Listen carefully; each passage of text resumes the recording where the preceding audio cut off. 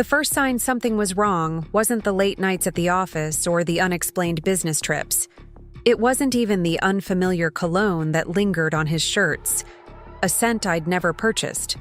No, it was the presentation slides I wasn't supposed to see, open on our shared home computer. Crisis management for Summit Financial, damage control options. My husband Tom's name was listed as the subject, and his secretary Olivia was the author. After 15 years of marriage, I discovered my husband's betrayal through a PowerPoint presentation about how to handle the fallout when I eventually found out. Before we jump back in, tell us where you're tuning in from, and if this story touches you, make sure you're subscribed, because tomorrow, I've saved something extra special for you. I'm Rebecca Mitchell. 3 years ago, I was the marketing director at Tri-State Media, one of Denver's most respected advertising firms. I specialized in reputation management and crisis communications for high-profile clients.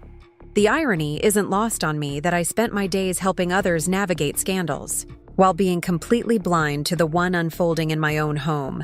Tom and I met during our senior year at Colorado State. He was studying finance while I pursued marketing. We were the power couple everyone envied. Ambitious, compatible, with complementary skills that made us stronger together than apart. After graduation, we moved to Denver to build our careers. Tom joined Summit Financial Partners as a junior advisor, while I worked my way up the marketing ladder. We bought our dream home in Cherry Creek, hosted dinner parties for colleagues, and planned for the future. A textbook success story. When Tom became a senior partner at Summit, we celebrated with champagne on our deck overlooking the mountains. He seemed genuinely happy, kissing me beneath the stars and promising that everything we'd worked for was finally coming together. 2 weeks later, he hired Olivia Parker as his administrative assistant. Olivia was 10 years younger than us, with impeccable credentials and effortless charm. I liked her immediately when we met at the firm's holiday party. She complimented my dress, asked thoughtful questions about my career, and seemed genuinely interested in my advice about professional advancement. I even suggested books she should read and conferences she might attend. I became her unwitting mentor while she studied not just my professional knowledge, but my life, learning exactly how to replace me. The changes were subtle at first. Tom started working later, claiming major client portfolios needed extra attention during market volatility. He upgraded his wardrobe, investing in custom suits and designer watches. His phone became a closely guarded possession, always face down and password protected. Weekend getaways for team-building retreats multiplied on his calendar. All classic signs, I now realize, but I trusted him completely. After all, we were partners in everything, or so I thought. The day I found the presentation, I said nothing. Instead, I did what I'd been trained to do professionally. I gathered information. I checked our joint financial accounts and discovered withdrawals totaling over $30,000 in the past 3 months. Credit card statements showed dinners at restaurants we'd never visited together. Hotel charges in mountain towns during weekends he'd claimed to be visiting his parents, and a jewelry purchase from a high-end boutique I'd never received. I hired a private investigator, a former client who owed me a favor after I'd helped his company through a data breach scandal. Within a week, he delivered a folder containing photos of Tom and Olivia entering a luxury apartment building in Lodo, key evidence of their 6-month affair and the secret life my husband had built with my money and my trust. Even more shocking were the emails the investigator recovered. Tom and Olivia weren't just having an affair. They were planning a future together that required my systematic removal. Tom had been strategically undermining my confidence for months with subtle criticism and gaslighting. Meanwhile, he was positioning himself to control our assets when the inevitable split occurred. There were detailed discussions about how my emotional instability would justify his actions to friends and colleagues. They'd even picked out new furniture for our home, furniture I would no longer live with. That night, when Tom came home, I served his favorite meal with a smile. We discussed our days, planned an upcoming dinner with friends, and talked about vacation options for the summer. He kissed my forehead before heading upstairs to shower, completely unaware that I had already contacted a lawyer, copied all relevant financial documents, and secured a temporary apartment in the Rhino district across town. The next morning, I left for work as usual but didn't return home. Instead, my lawyer delivered divorce papers to Tom's office, in front of Olivia and several colleagues.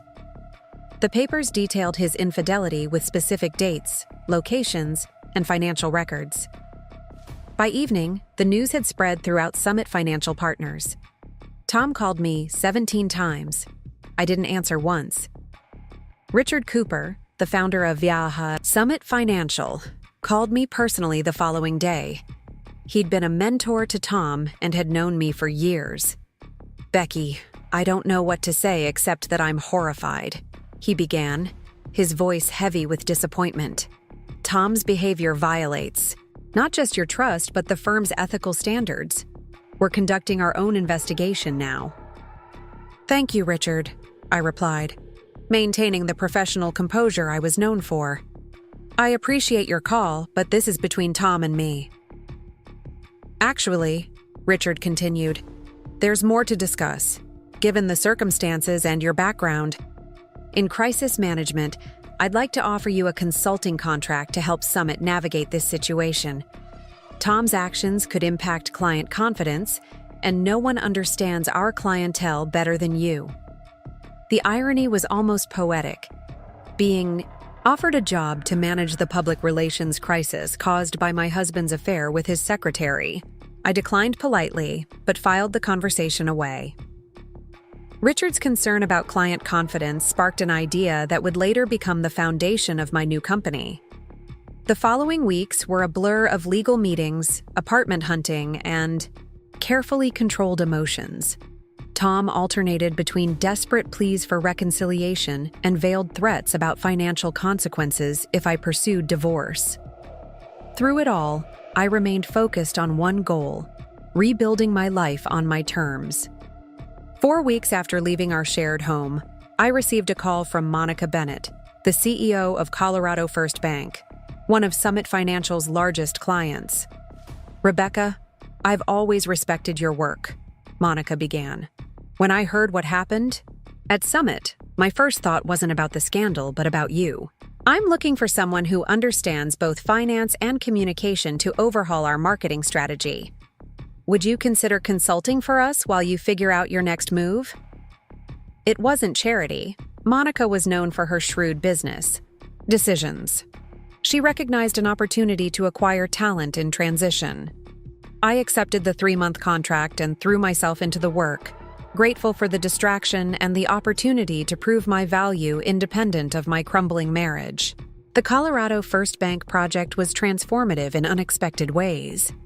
As I analyzed their market position, I identified a significant gap in the financial services industry. No firm adequately addressed women in financial transition due to divorce, widowhood, or career changes. These women controlled significant assets, but were often overlooked or patronized by traditional financial advisors. My presentations to Colorado First's executive team incorporated my personal insights alongside market research. The authentic approach resonated powerfully, and what had begun as a short-term consulting gig evolved into a comprehensive rebranding strategy. By the second month, Monica had doubled my contract value and extended the timeline. Meanwhile, Tom's position at Summit Financial became increasingly precarious. Richard Cooper had discovered that Tom and Olivia had been charging personal expenses to client accounts, including their secret apartment. The firm's internal investigation expanded to include potential ethical violations and misuse of company resources. I received this information not through gossip, but because 3 more Summit clients approached me for consultation services, concerned about the implications for their own investments and reputations. My client roster was growing precisely because of the situation that should have destroyed me. 2 months after leaving Tom, I was having coffee with James Wilson, a former colleague who'd recently sold his digital marketing startup. He listened as I outlined my observations about underserved client segments in financial services marketing. "You know," James said, stirring his latte thoughtfully, "you're not describing a consulting project." Preparing and narrating this story took us a lot of time, so if you are enjoying it, subscribe to our channel. It means a lot to us. Now back to the story. You're describing a business, and it's one I'd invest in. That afternoon, we sketched the framework for elevation marketing consultants on a coffee shop napkin, a firm specializing in financial services marketing with particular expertise in reaching women investors and managing transitions. James offered $200,000 in seed funding for a 20% stake, and I suddenly transformed from wronged wife to founder and CEO. I rented a small office in the Mile High Business Center, hired 2 talented associates who had been laid off from Tri-State, Media, and launched elevation marketing with 3 anchor clients already signed. Our tagline, "Rise above, see further," reflected both our Colorado location and my personal journey. The divorce proceedings continued in parallel with my business development. Tom fought bitterly for assets he believed we should divide, equally, despite his infidelity and financial misconduct. My lawyer presented evidence that Tom had been systematically diverting our joint funds to establish his new life with Olivia. The judge was not impressed by his arguments. 6 months. After discovering the betrayal, our divorce was finalized. I received 70% of our joint assets, full ownership of my new business, and the satisfaction of knowing Tom had been placed on indefinite administrative leave from Summit Financial pending the conclusion of their ethics investigation.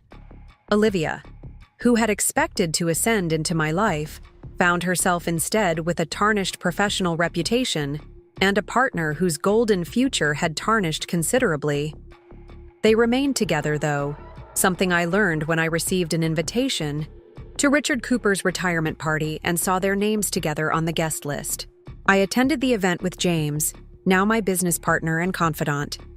The whispers followed us through the room, a mixture of sympathy, admiration, and curiosity. Tom and Olivia stood awkwardly by the bar, watching as client after client approached, me with warm greetings and business cards.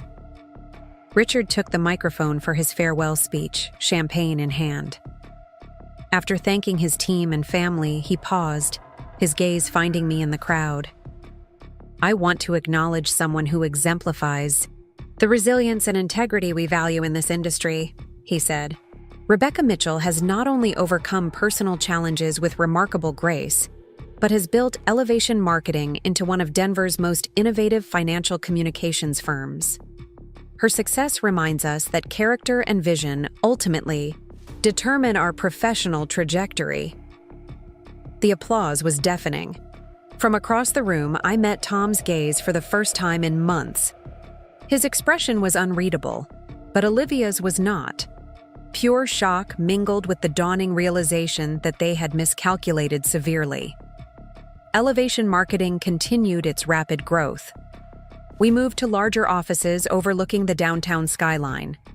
Our client list expanded beyond Colorado to include regional banks and investment firms throughout the Mountain West. I hired a team of 15 talented professionals, including several women navigating their own life transitions who brought valuable perspective to our work.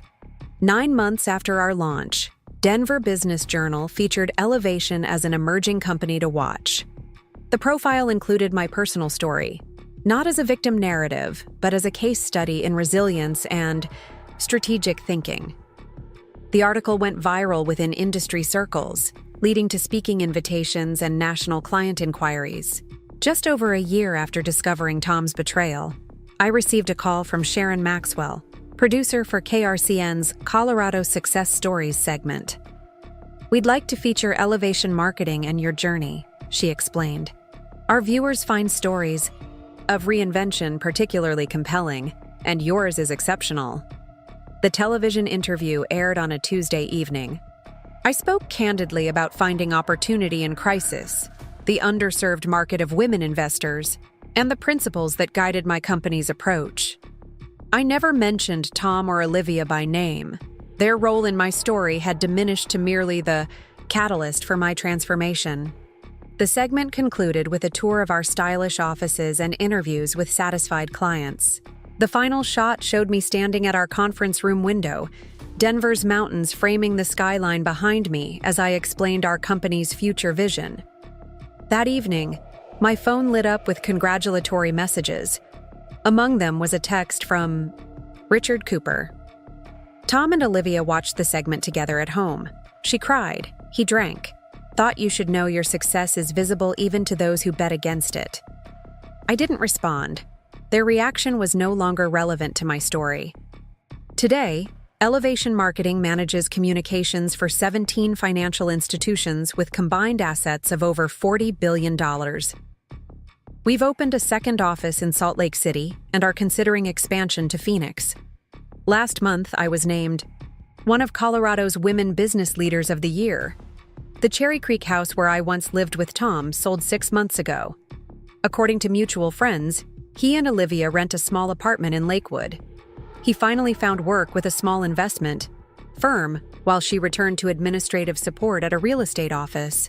They occasionally see my interviews or company announcements in local business media, constant reminders of the future they tried to steal but inadvertently helped create.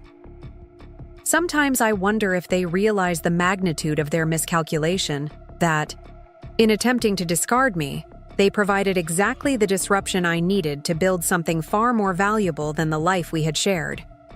Their betrayal, meant to diminish me, instead forced me to recognize strengths I had overlooked and possibilities I had never considered. The meeting with Colorado First Bank's leadership team was set for 9 a.m. in their downtown headquarters, and I arrived 30 minutes early. Not from anxiety, though certainly that simmered beneath my carefully applied makeup, but from the habits formed over 15 years of professional precision. I sat in my car in the parking garage, reviewing my presentation notes one final time while watching early morning light paint the office towers in gold. This moment felt pivotal, though I couldn't yet articulate why. Monica Bennett greeted me personally in the lobby, her handshake firm and her smile genuine. At 52, she commanded respect without demanding it, something I'd always admired. During our previous professional interactions when I'd represented clients negotiating with her bank. "Rebecca, thank you for coming on such short notice," she said, guiding me toward the elevator. "I know this is an unusual time for you." The understatement was almost comical. 3 weeks ago, I had been the perfectly composed wife of a rising financial star, living in our Cherry Creek dream home with its carefully curated art collection and panoramic mountain views. Now I was staying in a sparsely furnished apartment with rented furniture and cardboard boxes serving as end tables. "I appreciate the opportunity," I replied, maintaining the professional demeanor that had become both armor and anchor during the collapse of my personal life. "Your timing is actually perfect." The elevator ascended to the executive floor, and Monica gave me a sideways glance. "I want to be transparent with you. Some board members questioned bringing you in, given your connection to Summit Financial's situation." By situation, she meant the still unfolding scandal of my husband's affair with his secretary and the subsequent discovery of financial improprieties that had rattled client confidence in the firm. The story had circulated through Denver's tightly knit financial community with remarkable speed. "And what did you tell them?" I asked as the elevator doors opened. Monica smiled. "That anyone who can maintain your level of composure and strategic thinking while her personal life is splashed across industry gossip channels is exactly the person we need for a communications overhaul." The boardroom was already half filled, with executives in dark suits, most of whom I recognized from previous professional encounters. Their expressions ranged from curiosity to mild discomfort, no one quite knowing how to acknowledge the elephant following me into the room. Dennis Hargrove, the bank's CFO, solved the dilemma with straightforward Midwestern pragmatism. "Rebecca, good to see you. Coffee's on the credenza. We've got about 10 minutes before the stragglers arrive. The simple courtesy of normal business interaction nearly undid me. For weeks, every conversation had been layered with pity, legal strategy, or thinly veiled inquiries disguised as concern. The prospect of being valued for my professional expertise rather than defined by my husband's betrayal felt like oxygen after too long underwater. By the time my presentation began, the room was full and attentive. I outlined Colorado First's current market position, their communication weaknesses, and the opportunities I saw for differentiation in an increasingly competitive landscape.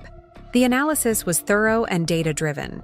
Standard marketing consultation material delivered with the polished expertise that had defined my career before it became eclipsed by scandal. Then I reached the final segment of my presentation.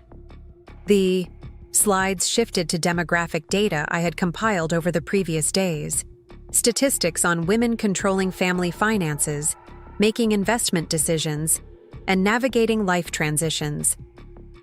Colorado First is overlooking a significant market segment, I explained, clicking to a slide showing financial assets controlled by women in transitional life phases.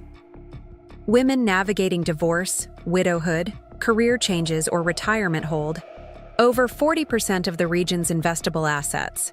Yet our industry's communication strategy traditionally targets male investors. Dennis frowned. We have dedicated women's marketing initiatives. You have pink brochures and events with wine tastings, I countered, more bluntly than I'd intended. What you don't have is authentic understanding of how financial decisions differ during life transitions.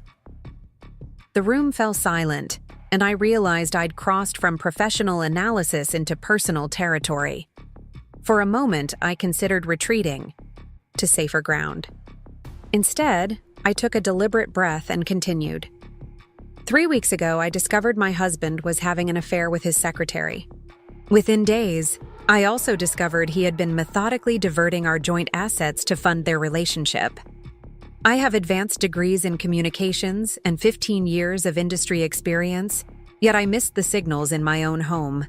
If someone with my background can be blindsided financially, imagine the vulnerability of your typical client facing similar circumstances. The tension in the room shifted from discomfort to genuine interest. Monica leaned forward, eyes intent. Go on. Women in transition don't just need financial products. They need communication that acknowledges their specific circumstances without condescension or pity. They need advisors who understand that financial decisions during these periods are emotionally complex but not emotionally driven. Most importantly, they need an institution that recognizes their value beyond their marital status or family connections. For the next 20 minutes, I outlined a comprehensive marketing strategy specifically tailored to women navigating life transitions. The approach incorporated digital outreach, community workshops, specialized advisor training, and content development that addressed real concerns rather than reinforcing stereotypes. When I concluded, the room remained quiet for several seconds. Then Monica stood. I think we've found our direction. Rebecca, can you develop a full implementation plan based on this framework? Of course, I replied, feeling a spark of professional purpose that had been absent since discovering Tom's betrayal. I'll need access to your current client demographic data and marketing assets. You'll have everything you need, Monica assured me. Let's discuss timeline and budget. As the meeting transitioned to logistical details, I noticed some executives exchanging thoughtful glances. They weren't looking at me with pity anymore. They were seeing opportunity, not just for their institution, but in the expertise I brought that had been unexpectedly sharpened by personal experience. 2 hours later, I left Colorado First with a signed 3-month consulting contract worth considerably more than my previous monthly salary and a clear mandate to revolutionize their approach to women clients. The validation was professionally satisfying, but something deeper had shifted during that presentation. For the first time since discovering the PowerPoint that shattered my marriage, I felt reconnected to my own value. separate from Tom, from our shared history, from the narrative of betrayal that had consumed recent weeks. Driving back to my temporary apartment, I realized I was smiling. Not from happiness exactly, the wounds were still too fresh for that, but from a growing sense of possibility. The financial cushion this contract provided was significant, but the psychological impact of being valued for my expertise rather than defined by my marital status was immeasurable. My phone rang through the car's Bluetooth system. My lawyer, Patricia. "I have an update," she said without preamble. Tom's attorney reached out. They're requesting mediation rather than proceeding directly to court. The familiar tension returned to my shoulders. Why the sudden interest in an amicable approach? "Richard Cooper called me directly this morning," Patricia explained. "Summit Financial's internal investigation has uncovered additional concerns about Tom's financial activities. Apparently, he and Olivia weren't just charging personal expenses to the firm, they were potentially misallocating client funds as well." I gripped the steering wheel tighter, my knuckles whitening. Criminal charges? Too early to tell, but Summit is taking it extremely seriously. "Richard wanted me to know that the firm intends to cooperate fully with your divorce proceedings, including providing documentation that may strengthen your claim to assets." The implications were significant. If Summit disclosed financial improprieties, as part of my divorce case, Tom's professional reputation would be irreparably damaged. The mediation request suddenly made sense. He was desperate to keep the full extent of his misconduct private. "What's your recommendation?" I asked, turning into the parking lot of my apartment complex. "Let's proceed with mediation, but from a position of strength. We don't reveal what we know about the Summit investigation yet. Let them make an initial offer. Then we'll decide how to leverage this information." After ending the call, I sat in my car, processing this development. The righteous anger that had sustained me through the initial shock was evolving into something cooler and more calculated. Tom had betrayed not just our marriage, but his professional ethics as well. The man I had loved and trusted for 15 years was increasingly revealed as someone I hadn't really known at all. My phone buzzed with a text message from James Wilson. My former colleague who had reached out immediately after news of my separation became public. "Heard you landed the Colorado First contract. Drinks to celebrate? Copper Lounge? 6 p.m.? The invitation provided a welcome distraction from thoughts of Tom's expanding web of deception. "I'll be there," I replied, finally exiting my car and heading to my apartment. The temporary living space felt less depressing after the morning's professional victory. The rented furniture and bare walls weren't signs of failure, but simply a transitional phase, like the women I would be helping through Colorado First's new marketing strategy. I changed into more casual clothes, opened my laptop, and began drafting initial concepts for the project, losing myself in the creative process until it was time to meet James. The Copper Lounge occupied the ground floor of a renovated warehouse in the Reno district, its industrial chic aesthetic drawing a mix of young professionals and established business leaders. James had claimed a quiet corner table and stood to greet me with a warm hug when I arrived. "The conquering hero returns," he said with a genuine smile, stepping back to look at me. "You seem different today." "Different how?" I asked, settling into the chair opposite him. James considered me thoughtfully. "More present, less like you're holding yourself together through sheer force of will." A server approached, and James ordered a bottle of champagne without consulting me. "We're celebrating," he explained to the puzzled-looking young man. "My friend here just landed a major contract that several established agencies have been pursuing for months." After the server departed, I raised an eyebrow. "Champagne seems excessive for a 3-month consulting gig." "It's not about the contract," James clarified. "It's about the comeback. 3 weeks ago, you were blindsided by personal and professional disaster. Today, you're redefining yourself. That deserves champagne." The bottle arrived, and James raised his glass. to resilience. The simple toast nearly cracked my carefully maintained composure. James had known me for years, had witnessed my career successes, and had been a dinner guest in my home with Tom many times. Unlike others who tiptoed around my situation, he acknowledged both the devastation and the emerging recovery without diminishing either. "Thank you," I said quietly, touching my glass to his, "for seeing me as more than just Tom Mitchell's ex-wife-to-be." "I've always seen you as more than Tom's wife," James replied matter-of-factly.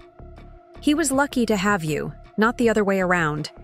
The financial world is full of ambitious men with good suits and firm handshakes.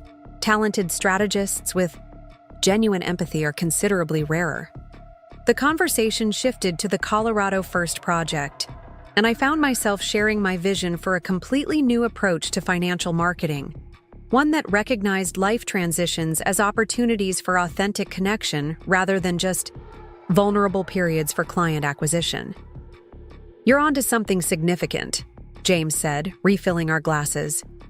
"This isn't just a good marketing angle. It's an underserved market segment with enormous potential." "Exactly," I agreed, enthusiasm building as I outlined my ideas. "Financial institutions claim they want women clients, but they don't actually understand how to communicate with them. They either default to patronizing simplification or make no adjustments to their standard approach." James listened intently, occasionally asking incisive questions that helped clarify my thinking. As I spoke, the ideas that had been percolating since my morning presentation began to coalesce into something larger than a single client project. "This shouldn't be limited to Colorado First," James said, voicing the thought that had been forming in my mind. "This approach could be adapted for any financial institution trying to connect with clients in transition. It would need customization for each organization's specific goals and clientele," I noted, "but the fundamental framework could be applied broadly." James leaned back, studying me with an expression I couldn't quite interpret. "You're not describing a consulting project anymore, Becky. You're describing a specialized marketing agency." The suggestion hung between us, simultaneously terrifying and exhilarating. Starting my own agency had been a distant someday dream during my marriage, a possibility Tom had always gently discouraged as too risky compared to my steady corporate position. "I don't have the capital to launch an agency," I pointed out, "and my personal circumstances aren't exactly stable at the moment." "I sold my stake in Digital Edge 3 months ago," James replied. "I've been looking for my next investment opportunity, something with genuine market differentiation and leadership I believe in." For a moment, I thought he was joking, but his expression remained serious. "You can't be suggesting $200,000 in seed funding for a 20% equity stake in whatever you decide to call this venture," James said simply. "No interference in day-to-day operations, just quarterly strategy reviews and introductions to my network when helpful." The champagne suddenly felt more potent than its alcohol content warranted. "James, that's incredibly generous, but it's not generosity," he interrupted firmly. "It's a business decision. I've watched you transform complex marketing challenges into opportunities for years. You have the expertise, the vision, and now, thanks to your personal experience, a unique perspective on an underserved market. My investment would be based on that combination, not on friendship or sympathy." The possibility expanded in my mind, rearranging my perception of recent events. What if Tom's betrayal wasn't just an ending, but the catalyst for something I would never have pursued otherwise? The thought was both disorienting and oddly liberating. "I'd need to think about it," I said finally. "This isn't a decision to make over champagne, no matter how good the vintage." James nodded, understanding. "Take all the time you need. The offer stays open."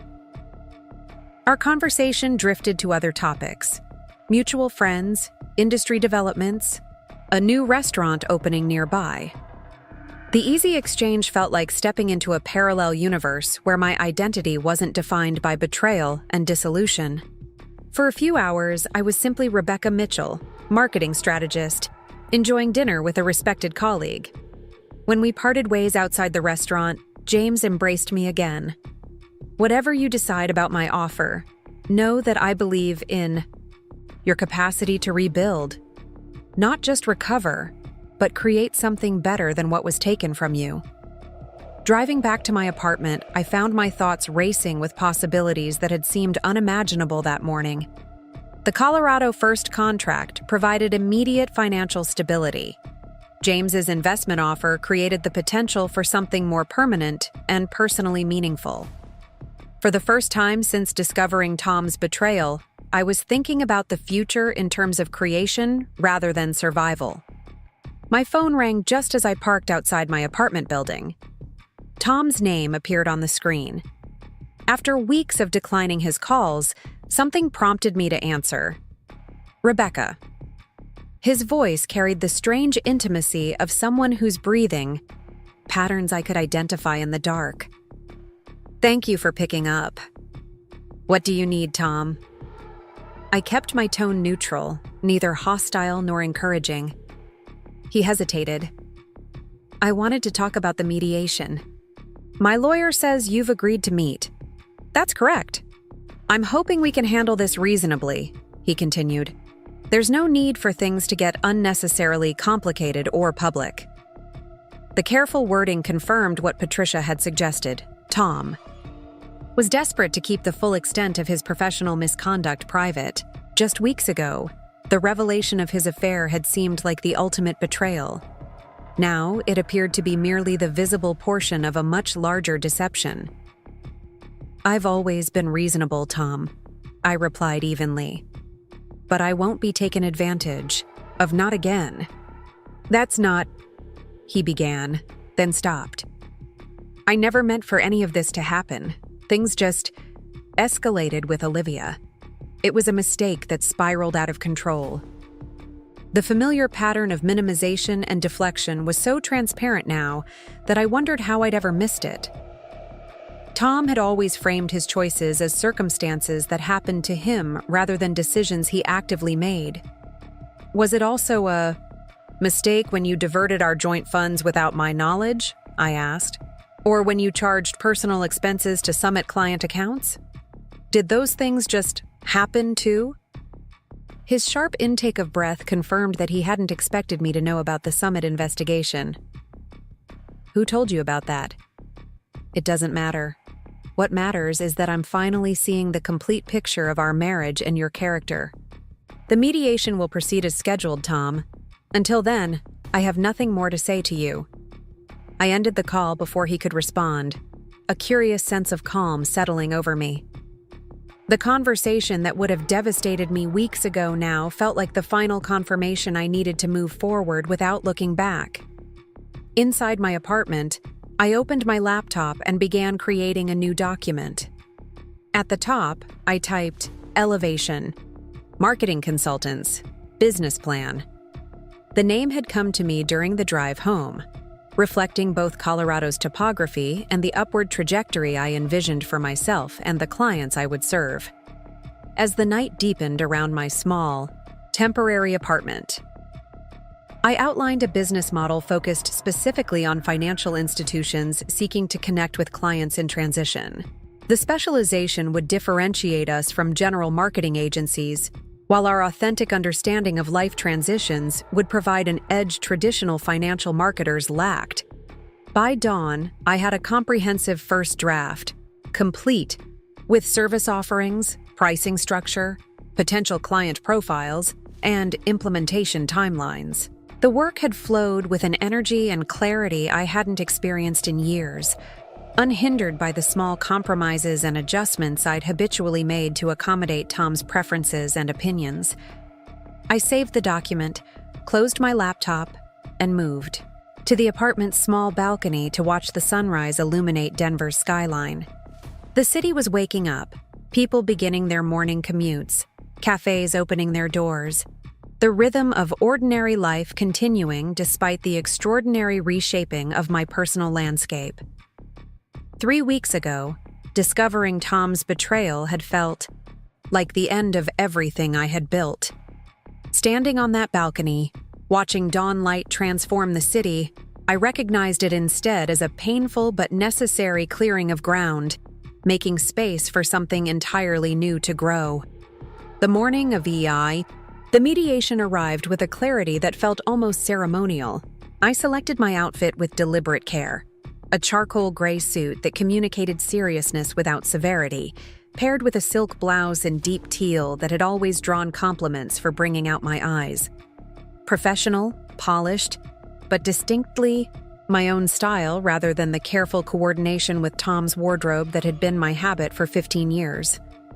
My wedding and engagement rings remained in their velvet box in my bedside drawer. My hands bare except for my grandmother's sapphire, ring that had always been mine alone. Patricia met me in the lobby of the downtown office building that housed her law firm. At 58, she carried herself with the quiet confidence of someone who had navigated hundreds of high-asset divorces and understood the emotional terrain as thoroughly as the legal landscape.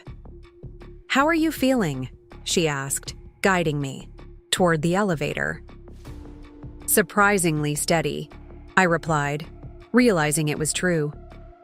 The knot of anxiety I'd anticipated had failed to materialize.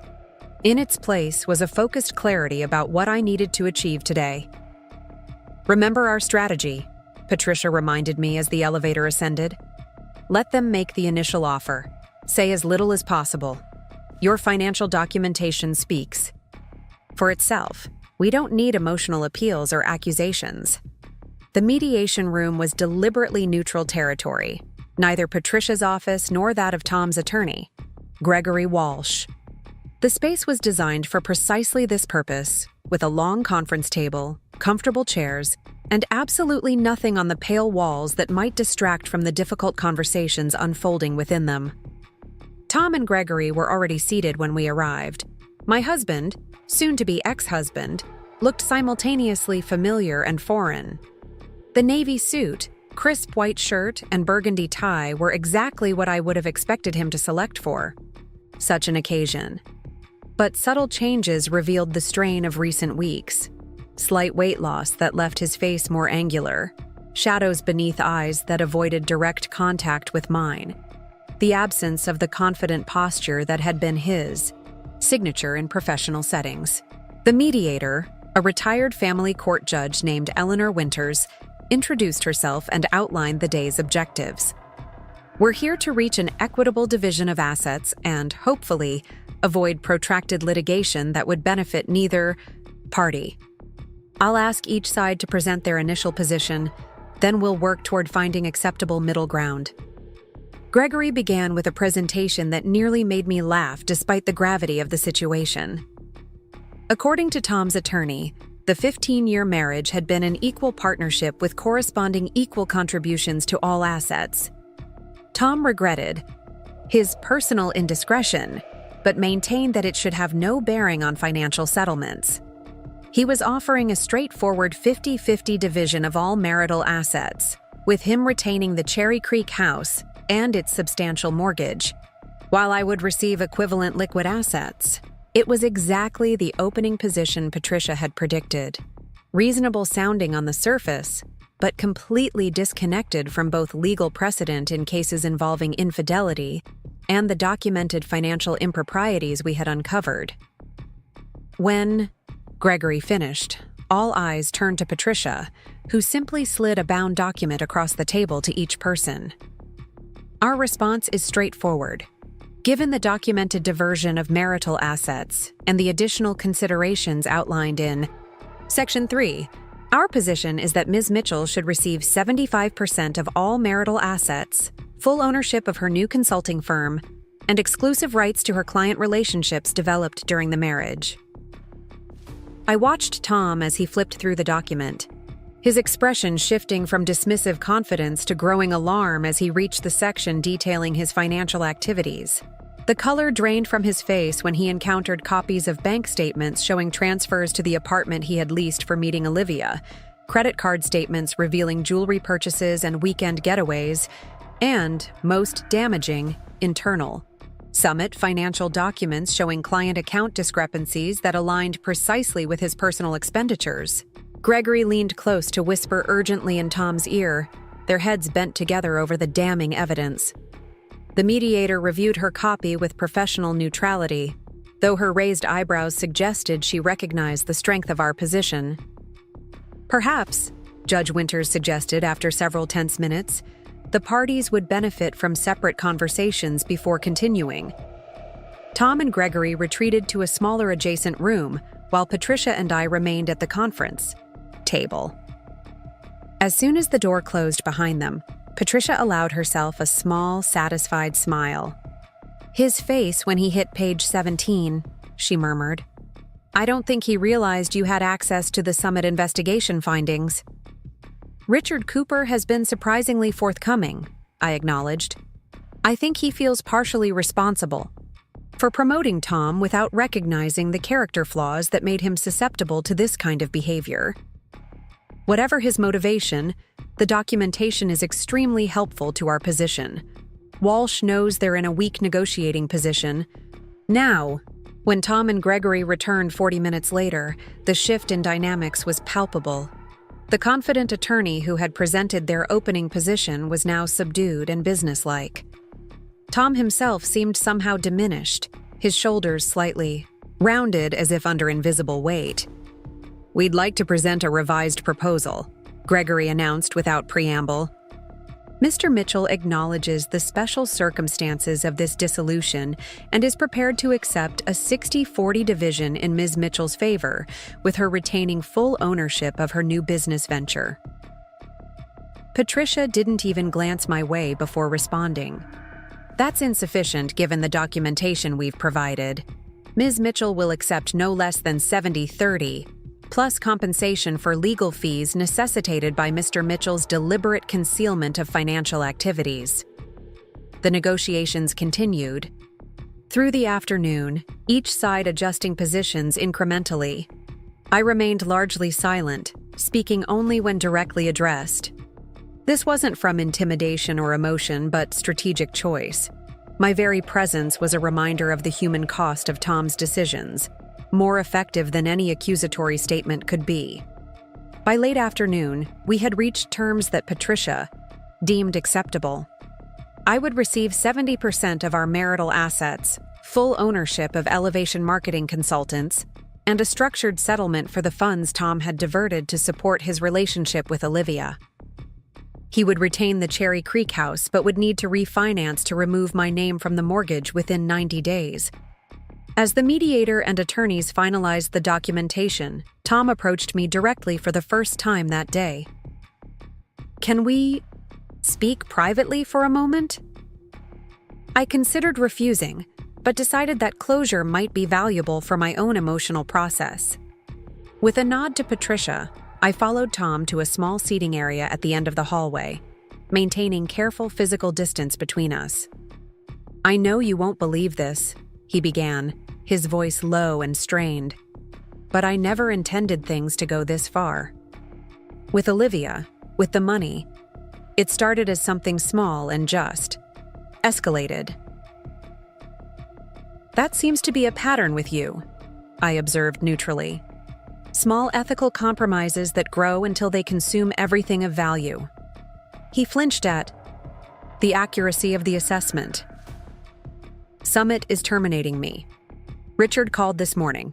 Once the client account discrepancies were confirmed, the board had no choice." This was new information, but I kept my expression impassive. "Actions have consequences, Tom." 15 years, he said, almost to himself.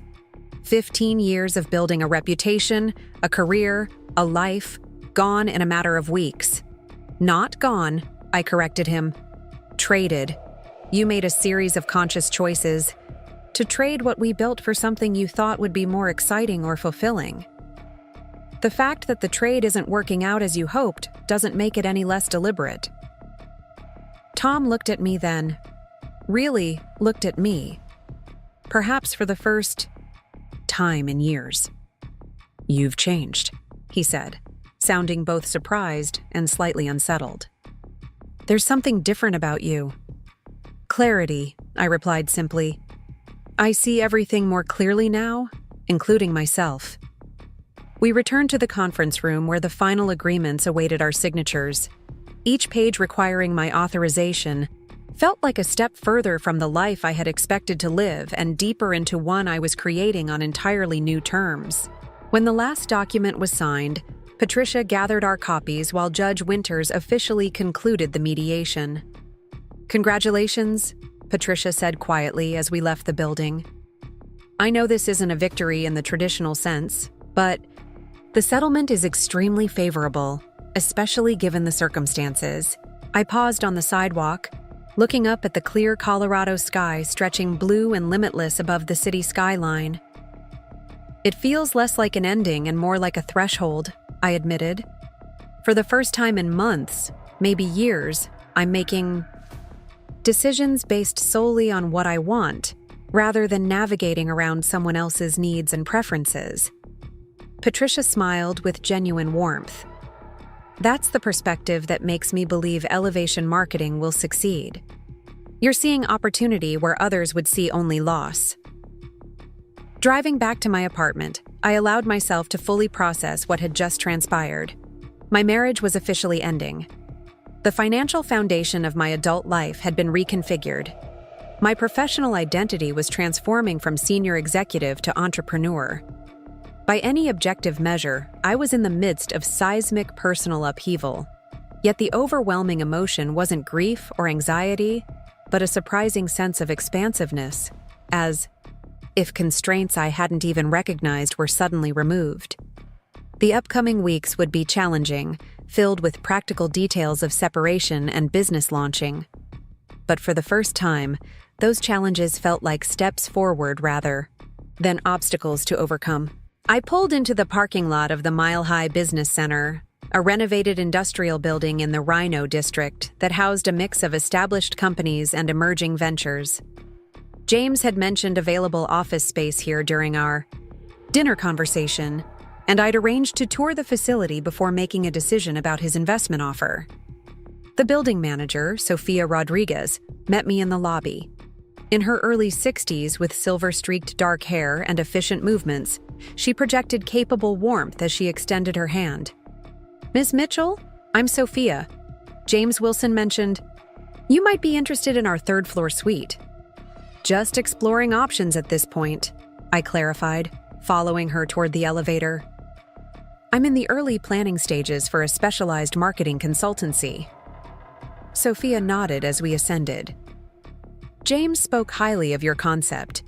We have several financial service clients in the building who might be interested in your expertise once you're established." The available office suite was larger than I had initially envisioned. A main reception area, 3 private offices, a conference room, and a kitchenette. Floor-to-ceiling windows overlooked downtown Denver from one direction and captured mountain views from another. The space was currently empty except for built-in cabinetry, the blank canvas both intimidating and inspiring. "This might be more space than I need initially," I said, trying to envision the still theoretical elevation marketing occupying such substantial quarters. Sophia smiled knowingly. "That's what most of our successful tenants said when they started. The ones who failed usually took too little space and had nowhere to grow when opportunity arrived. Ambitious ventures tend to expand rapidly when the concept is sound." Her confidence was oddly bolstering. I walked the perimeter of the main office again, this time allowing myself to envision success rather than cautioning against overextension. The Colorado First contract would provide immediate revenue. James's investment would cover 6 months of operating expenses, including this lease. If the business concept proved as viable as we both believed, growth would indeed require room for additional staff and client meetings. "What's the minimum lease term?" I asked, decision crystallizing as I spoke. "Normally 12 months, but for James's referrals, we can offer a 6-month initial term with priority option to renew," Sophia replied, clearly recognizing commitment forming. We also provide basic furnishing packages for startups if that would be helpful.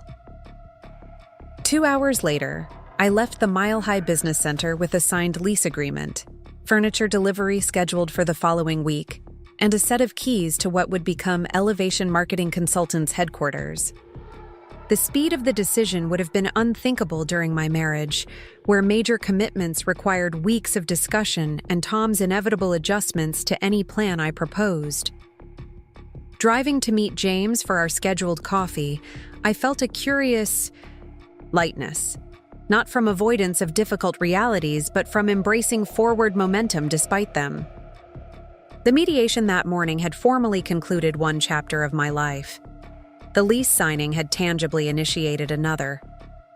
James was waiting at our agreed meeting spot, a quiet cafe near the business center. His expression brightened when he saw me. "Well, what did you think of the space?"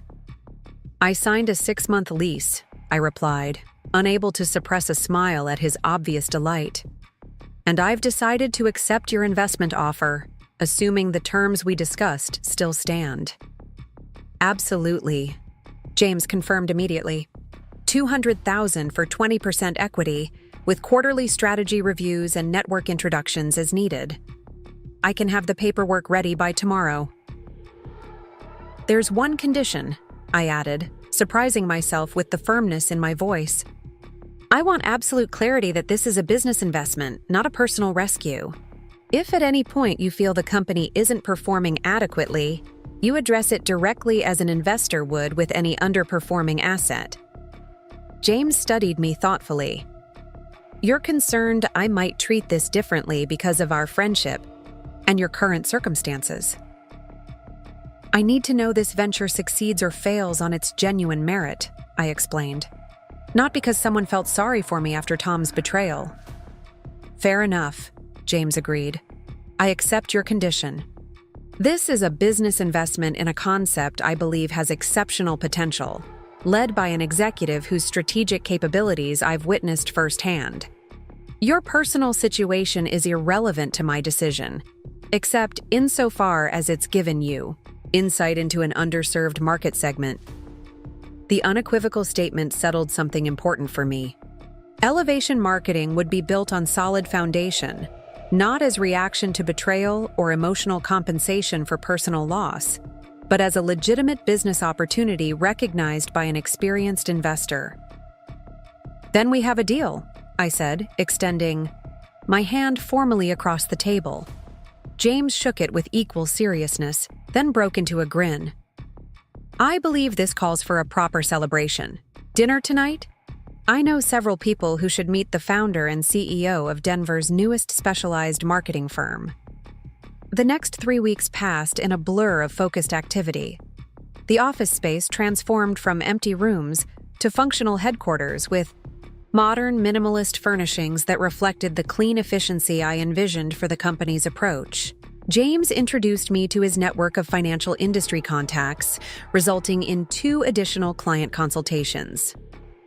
The Colorado First project expanded when Monica Bennett saw initial results from our targeted communication strategy. Most significantly, I began building a team. The first hire was Andrea Collins, a brilliant digital strategist I'd worked with at Tri-State Media, who had recently been downsized during a corporate merger. Andrea brought not only technical expertise, but personal understanding of professional transition that aligned perfectly with our company mission. "I never imagined corporate restructuring would lead to something this exciting," she admitted during her first week, surveying our new office. "When they eliminated my position, it felt like the end of everything I'd worked toward. Life has a way of clearing space for better opportunities," I replied, recognizing the truth of the statement in both our situations, sometimes painfully, but effectively nonetheless. My second hire was Marcus Jenkins, a recent MBA graduate with exceptional data analytics skills and fresh perspective on financial communications. His initial interview had impressed me with both technical capabilities and genuine enthusiasm for our specialized approach. The Colorado First contract would provide immediate revenue. James's investment would cover 6 months of operating expenses, including this lease.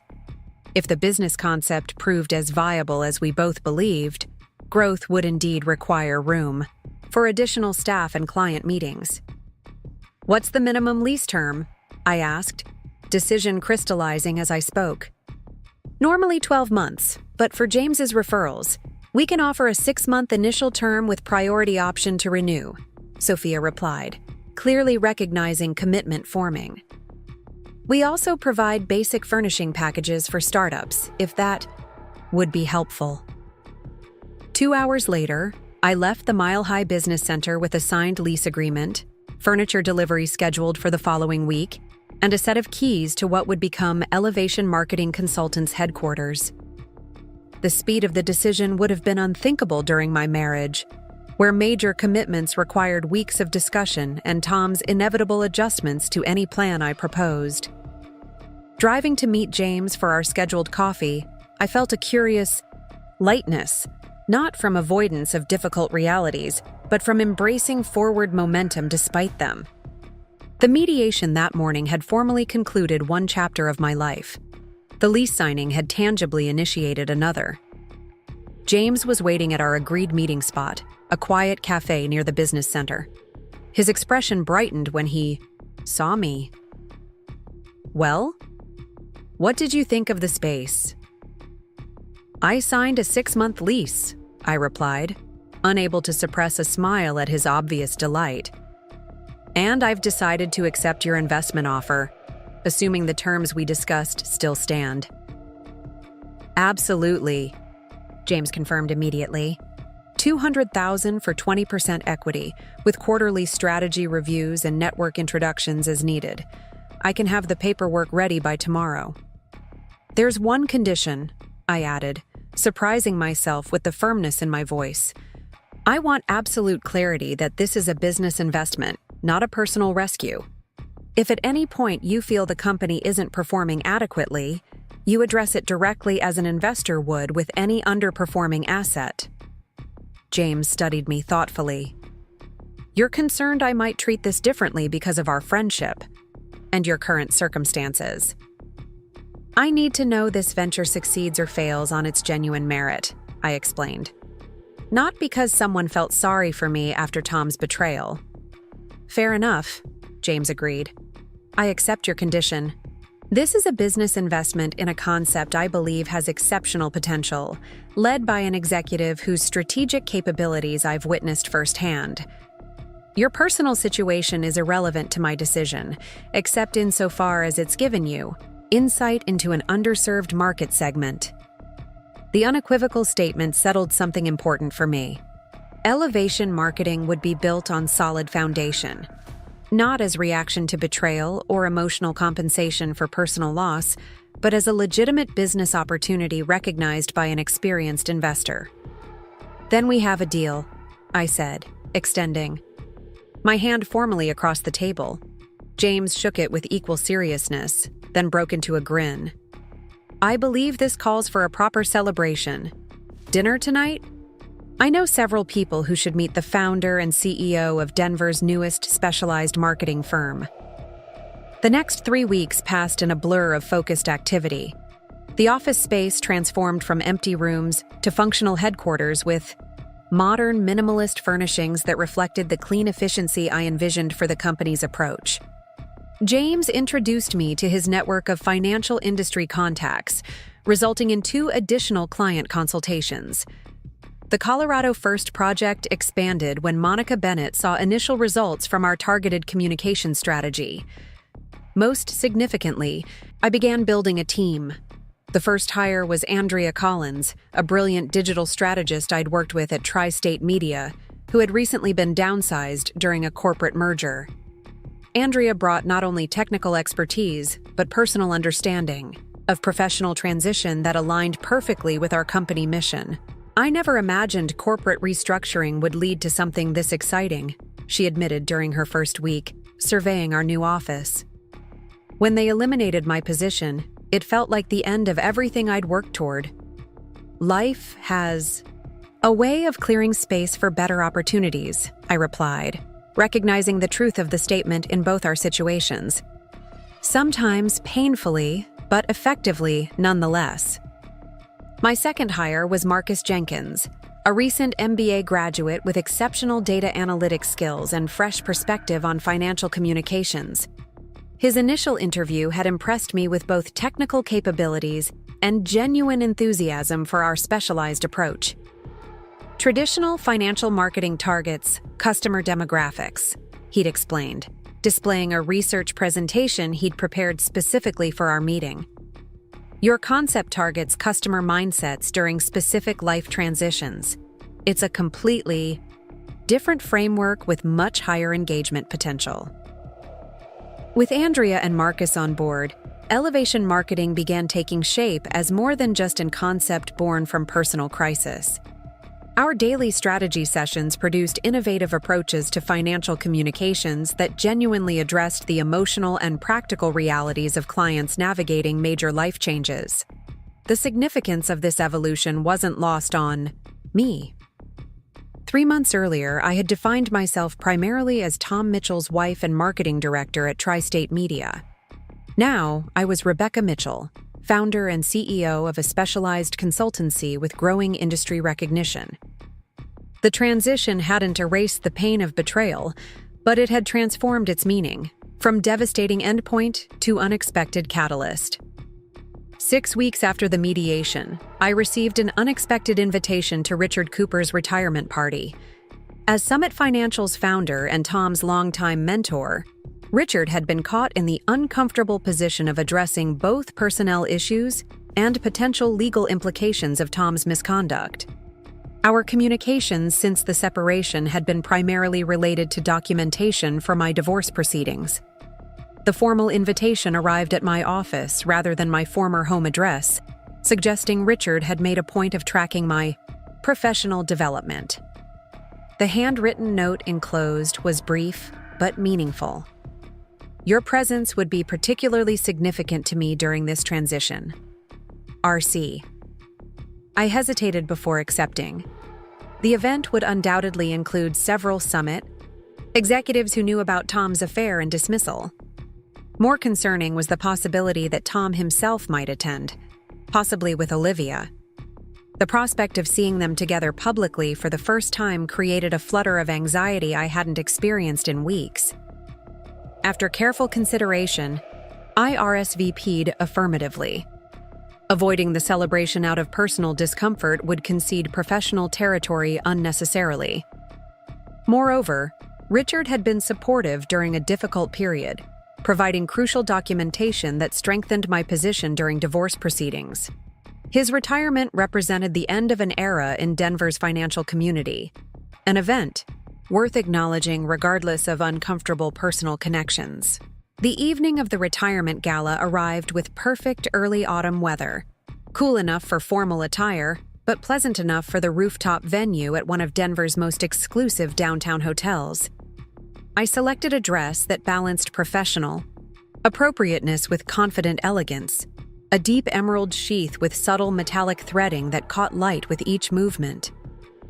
My grandmother's sapphire ring and matching earrings completed the ensemble. James had offered to accompany me when I mentioned the invitation, an offer I appreciated but declined. Arriving independently felt important, a statement about my capacity to navigate potentially difficult social situations on my own terms. The rooftop was transformed with twinkling lights, elegant floral arrangements, and a string quartet playing unobtrusively in one corner. Nearly 200 guests mingled throughout the space, testament to Richard's extensive influence in Denver's business community. I recognized many faces from previous professional events, though most had been encountered as Tom's wife, rather than in my own professional capacity. I accepted a glass of champagne from a passing server and moved through the crowd, exchanging greetings with acquaintances while scanning the gathering for familiar faces. Richard spotted me before I found him, making his way across the terrace with deliberate purpose. "Rebecca," he said warmly, clasping my hand between both of his. "Thank you for coming. It means a great deal to me." "I wouldn't have missed it," I replied sincerely. Your leadership has shaped financial services in this region for decades. Richard gestured toward a quieter corner of the rooftop. Walk with me a moment. There's something I'd like to discuss with you. We moved away from the main gathering, finding relative privacy near a decorative planter overflowing with autumn flowers. The city lights spread below us like earthbound. Stars, the mountains a darker presence against the night sky beyond. I've been following your new venture with interest, Richard began, surprising me with his awareness of elevation marketing. Your work with Colorado First has generated significant attention within the industry. Monica's been a tremendously supportive client, I acknowledged. Their willingness to implement our recommendations comprehensively has produced exceptional results. Richard nodded thoughtfully. Results that aren't going unnoticed. Several Summit board members have mentioned your specialized approach to me in recent weeks. The implication hung between us, neither of us addressing the obvious complication, my connection to Summit through Tom and the circumstances of his departure. I'm retaining an advisory role with Summit after my official retirement, Richard continued, primarily focused on strategic direction and client relationship management. One of my recommendations will be that the firm consider engaging Elevation Marketing for a communication audit and strategy revision. The suggestion was so unexpected that I momentarily struggled to respond professionally. That would be complicated, given recent history. Richard's expression remained steady. Business decisions shouldn't be hampered by personal complications. Summit needs precisely the expertise you're providing to Colorado First. The fact that your insights were partially shaped by unfortunate experiences connected to a former Summit executive is irrelevant to the value you could provide. His matter-of-fact assessment was both validating and slightly unsettling. Richard had known Tom professionally for nearly 2 decades and had been a guest in our home many times. Yet he was now proposing a business relationship that deliberately separated personal history from professional opportunity. I appreciate your confidence, I said carefully. If Summit's board extends a formal inquiry, I would consider it with appropriate professional objectivity. Richard smiled, seemingly satisfied with this measured response. Excellent. I've always admired your ability to distinguish between emotional reaction and strategic thinking. It's a quality Tom fundamentally lacked, despite his other capabilities. Before I could respond to this surprisingly candid assessment, Richard's attention shifted to something beyond my shoulder. His expression registered momentary discomfort, the first crack in his composed demeanor I'd witnessed that evening. I should mention, he said quietly, that the invitation list for tonight was finalized months ago, before certain personnel changes occurred. Tom is here with his companion. Even with this warning, the sight of them when I turned sent a physical jolt through my system. Tom and Olivia stood near the bar, their postures conveying obvious discomfort despite their formal attire. Tom wore the charcoal suit I'd helped him select for special occasions last Christmas. Olivia's black cocktail dress was tasteful but clearly expensive, perhaps purchased with funds diverted from our joint accounts. I can have them asked to leave, Richard offered, surprising me with the directness of the proposal. That won't be necessary, I replied, gathering myself. This is your retirement celebration. Previous professional connections are to be expected, regardless of how they ended. Richard studied me with undisguised admiration. You continue to impress me, Rebecca. If you'll excuse me, I should greet some other guests. Please enjoy the evening. This is your professional community as much as anyone's. As Richard moved away, I took a steadying breath and surveyed the gathering with renewed purpose. This moment had loomed in my imagination as a potential humiliation, the betrayed wife encountering her husband and his mistress in public. The reality was notably different. I stood on this rooftop, not as Tom Mitchell's discarded spouse, but as the founder of a growing consultancy, receiving business interest from the very firm that had dismissed him for ethical violations. The realization straightened my spine and lifted my chin.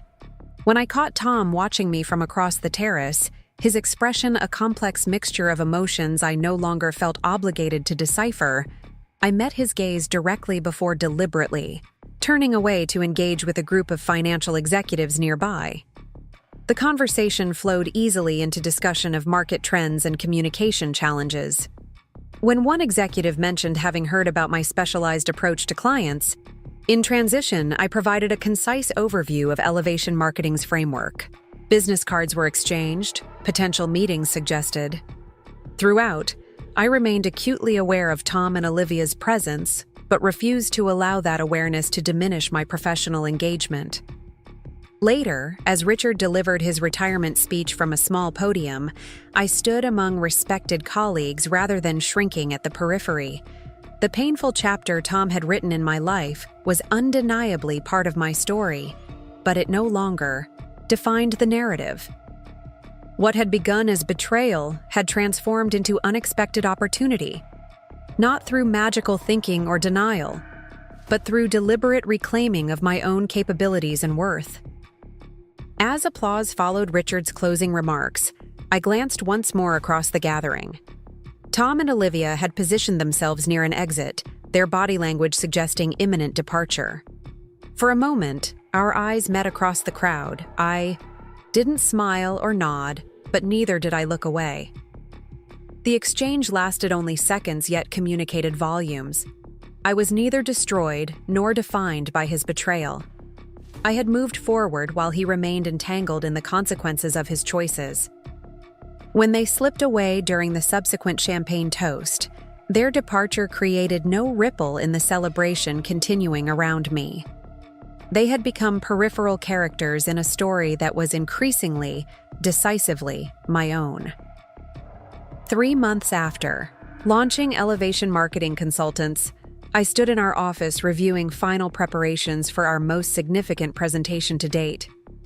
The conference room table was meticulously arranged with customized materials for each Summit Financial board member. Computer displays showed polished slides containing our analysis of their current client communications and our proposed strategic overhaul. Even the catering had been carefully selected, premium coffee service and artisanal pastries that conveyed attention to detail without ostentation. Andrea adjusted the presentation display one final time, her perfectionism matching my own. Ready for the dress rehearsal? Let's run through the executive summary and financial projections again, I replied, checking my watch. We have 40 minutes before they arrive. When Richard Cooper had first suggested Summit Financial might engage our services, I'd considered it an interesting but unlikely possibility. The firm's connection to Tom created obvious complications, regardless of Richard's assurances about separating business decisions from personal history.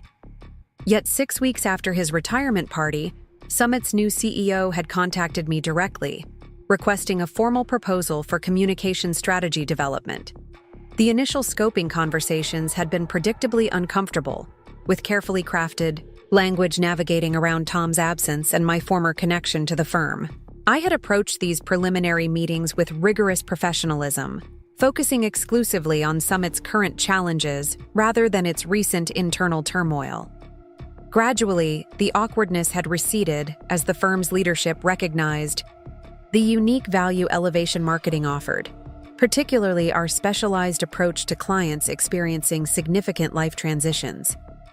This morning's presentation represented the culmination of those conversations, a comprehensive analysis of Summit's current market position and a strategic roadmap for connecting more effectively with high-value client segments. If approved, the 6-month engagement would be Elevation's largest contract to date, establishing our credibility beyond initial clients and personal connections. 5 board members confirmed, including the CEO and CFO, Marcus reported, entering the conference room with his tablet. The receptionist just notified me they're in the lobby. I nodded, making a final adjustment to my appearance in the reflection of the conference room window. The emerald green suit I'd selected projected both confidence and distinctiveness, a deliberate departure from the conservative navy and charcoal favored by most financial executives. My grandmother's sapphire. Earrings added a personal touch that felt like carrying a talisman into an important negotiation. "Let's welcome them," I said, moving toward the reception area with Andrea and Marcus falling into place beside me. Eleanor Winters, Summit's newly appointed CEO, led the delegation of board members. At 62, she carried herself with the quiet authority of someone who had navigated 4 decades in financial services while maintaining both professional excellence and personal integrity. "Rebecca," she greeted me with a firm handshake. "Thank you for accommodating our full team this morning." "We appreciate the opportunity," I replied, introducing Andrea and Marcus as we escorted the group to our conference room. The presentation unfolded with the precision we'd rehearsed. I opened with context and objectives. Then Andrea detailed our analysis of Summit's current communication approach, highlighting specific disconnects with target client segments. Marcus presented data, visualization of market opportunities, focusing particularly on women investors and clients navigating retirement transitions. Throughout, I observed the board members' reactions, the CFO's raised eyebrows at projected engagement metrics, the compliance officer's thoughtful nods during discussion of regulatory considerations, Eleanor's focused attention to implementation, timelines. "Your analysis is certainly thorough," Eleanor commented during a brief pause. "What I'm particularly interested in is how you've identified communication gaps we weren't aware of despite extensive internal reviews." The question opened precisely the opportunity I'd been waiting for, a chance to articulate Elevation's unique perspective without referencing its personal origins. Traditional financial marketing focuses on demographic segmentation and product knowledge, I explained. Our approach centers instead on psychological transitions and decision frameworks. When individuals experience significant life changes, retirement, career shifts, divorce, widowhood, their financial decisions are influenced by factors beyond risk tolerance and income levels. I advanced to a slide showing comparative engagement data from our Colorado First Bank implementation. By addressing the emotional and practical realities of these transitions directly, rather than treating them as background factors, we create communications that genuinely resonate with clients during vulnerable decision periods. The discussion deepened as board members posed increasingly specific questions about implementation requirements, success metrics, and integration with existing marketing initiatives. The dialogue felt substantive and promising, focused entirely on business considerations rather than the unspoken personal history hovering at the edges of the interaction. As the presentation concluded, Eleanor remained seated while other board members gathered their materials. "Could you stay for a few additional minutes after we wrap up?" she asked quietly. "There's something I'd like to discuss privately." I nodded, maintaining neutral professionalism despite the flicker of concern her request triggered. Had something in our presentation unintentionally referenced my history with Tom? Was there an aspect of Summit's situation we had failed to address? After escorting the remaining board members to the elevator, I returned to find Eleanor standing by the windows overlooking downtown Denver, her expression contemplative. "You've built something impressive here," she observed, gesturing to encompass our offices. "Not just the company, but the conceptual approach. It's genuinely innovative." "Thank you," I replied, joining her at the window. "We believe there's significant opportunity in addressing financial communications more authentically." Eleanor turned to face me directly. "I need to address something that everyone has been carefully avoiding throughout our interactions. Your former husband's conduct at Summit caused significant damage to clients, to staff morale, and to our institutional reputation. The fact that his betrayal extended to your marriage makes the situation particularly awkward." The directness was startling after weeks of carefully choreographed professional avoidance. "I understand the complication," I acknowledged. "If it's an insurmountable obstacle to working together, I respect that decision." "On the contrary, Eleanor replied. I wanted to assure you personally that our interest in elevation marketing is based solely on the exceptional quality of your work and the clear results you've achieved with Colorado First. The board unanimously supports engaging your firm pending final contract details. Relief mingled with professional satisfaction. That's excellent news. We're excited about the potential partnership. There's one additional matter, Eleanor continued. Several Summit clients who were personally affected by your former husband's conduct have expressed interest in working directly with you. These are significant accounts that require careful handling given the circumstances. The implication was clear. Some of Summit's most valuable clients had been directly impacted by Tom's financial improprieties, creating both vulnerability and opportunity. We would approach those relationships with appropriate sensitivity, I assured her. Our team is experienced in navigating complex client transitions. Eleanor nodded, seemingly satisfied. Our legal team will send the formal engagement documents this afternoon. Assuming everything proceeds as discussed, we'd like implementation to begin next month. After Eleanor departed, I remained by the window, processing what had just transpired. The Summit financial contract represented more than just business growth for elevation marketing. It symbolized a complete professional recalibration, transforming a painful personal connection into a valuable business opportunity through genuine expertise rather than sympathy or compensation. Andrea joined me by the window, her expression cautiously optimistic. Based on body language, I'm guessing it went well? They're sending contracts this afternoon, I confirmed. Full engagement as proposed, starting next month. Andrea's professional restraint dissolved into a delighted smile. That's fantastic. The Summit contract puts us exactly where we projected to be after 12 months, and we've done it in less than 4. It also means we need to expand more rapidly than planned, I noted, already mentally revising staffing projections. 2 additional communication strategists at minimum, plus administrative support. James will be thrilled. His investment is generating returns well ahead of projections. The mention of James triggered a different thread of thought. Since his initial investment in elevation marketing, our relationship had evolved in unexpected ways.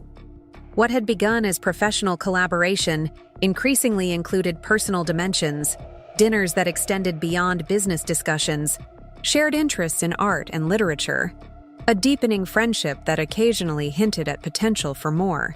I hadn't pursued or even acknowledged this subtle shift, maintaining careful boundaries while still processing the dissolution of my marriage. James had respected this unspoken perimeter, never pressing for definitions or commitments. Yet the attention and genuine regard he demonstrated went beyond typical investor-entrepreneur dynamics. Speaking of James, Andrea continued, he confirmed for the strategy dinner tonight. Should I add the Summit news to the agenda? Definitely, I replied. This changes our growth timeline significantly. Later that afternoon, I left the office. Earlier than usual, driving to the Cherry Creek neighborhood that had been my home throughout my marriage to Tom. The visit wasn't nostalgic, but practical. Meeting with the real estate agent Tom had engaged to sell our former house now that his employment situation had destabilized. The familiar streets triggered fewer emotional responses than I'd anticipated. 3 months of focused building, of creating rather than grieving, had transformed these spaces from painful reminders to simply locations from an earlier chapter of life. The house itself looked different with Tom's belongings removed, larger in some ways, emptier in others. The realtor, Diane Calloway, greeted me at the door with professional warmth. "Thank you for coming," she said, leading me through the foyer. As I mentioned on the phone, potential buyers often appreciate hearing directly from previous owners about the property's features and neighborhood advantages. "I'm happy to help," I replied. "I lived here for nearly a decade and know its strengths intimately." We toured the house together, my perspective shifting from former resident to objective evaluator. I pointed out the kitchen renovation we'd completed 3 years earlier, The climate control system that maintained perfect temperatures despite Colorado's variable weather, the specially designed home office with built-in cabinetry and lighting, optimized for productivity. The master bathroom was completely updated last year, I noted as we entered that space. Heated flooring, custom storage solutions, rainfall shower system. This is exactly the kind of information that makes properties more appealing, Diane commented approvingly. Buyers connect with homes through stories and specific details. As we concluded the tour, Diane hesitated slightly before addressing a more delicate subject. There's one additional matter. Mr. Mitchell mentioned you might have preferences regarding certain furnishings or artwork that could be included with the property if desired by buyers. The suggestion was both considerate and painful, an acknowledgement that certain possessions carried different significance for each of us. The furniture and artwork had been selected together over years, each piece connected to specific memories and shared experiences. I've already taken the items with personal significance, I assured her. The remaining furnishings can be negotiated with potential buyers, however Tom feels appropriate. Leaving the house that had been the center of my married life felt surprisingly anticlimactic. The emotional weight I'd anticipated failed to materialize, replaced instead by a clear-eyed recognition of how completely my life had reoriented around new priorities and possibilities. Driving to my current home in the Rhino District, a loft-style apartment with industrial aesthetics and spectacular mountain views, I reflected on this evolution. The betrayal that had seemed catastrophic 6 months earlier had catalyzed not just professional reinvention, but personal recalibration. I was building something new not despite Tom's betrayal, but because of the space it had created for possibilities previously unconsidered. That evening, I met James at Elevation, a newly opened restaurant in downtown Denver, whose name had seemed like a fortuitous alignment with our company identity. The space balanced sophistication with warmth, high ceilings and contemporary artwork, offset by natural wood elements and soft lighting. James was already seated when I arrived, rising to greet me with the relaxed familiarity of established friendship. At 46, he carried himself with quiet confidence that required no external validation, a quality I'd increasingly come to appreciate as I reevaluated what genuine partnership might entail. "You're looking particularly satisfied this evening," he observed as I took my seat. "I'm guessing the summit presentation went well." "Better than anticipated," I confirmed. "They're sending contracts this afternoon for the full engagement scope, starting next month." James raised his glass in toast. "Congratulations. That's exceptional progress for a company less than 4 months old." "It accelerates our growth timeline considerably," I explained, sharing the staffing projections I'd revised earlier. "We'll need to expand sooner than planned, which means additional capital investment or accepting the summit contract as our primary focus for the next 6 months." "What's your instinct?"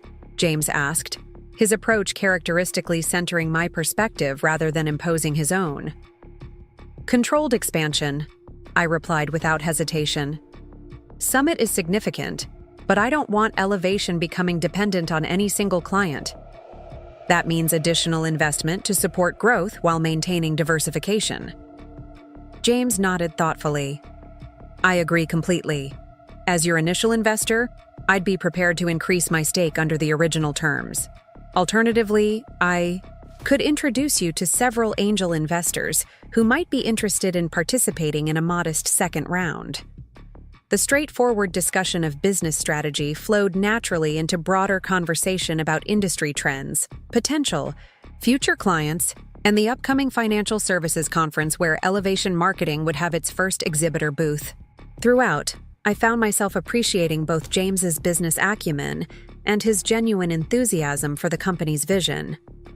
"There's something else I wanted to discuss," I said as we finished dinner.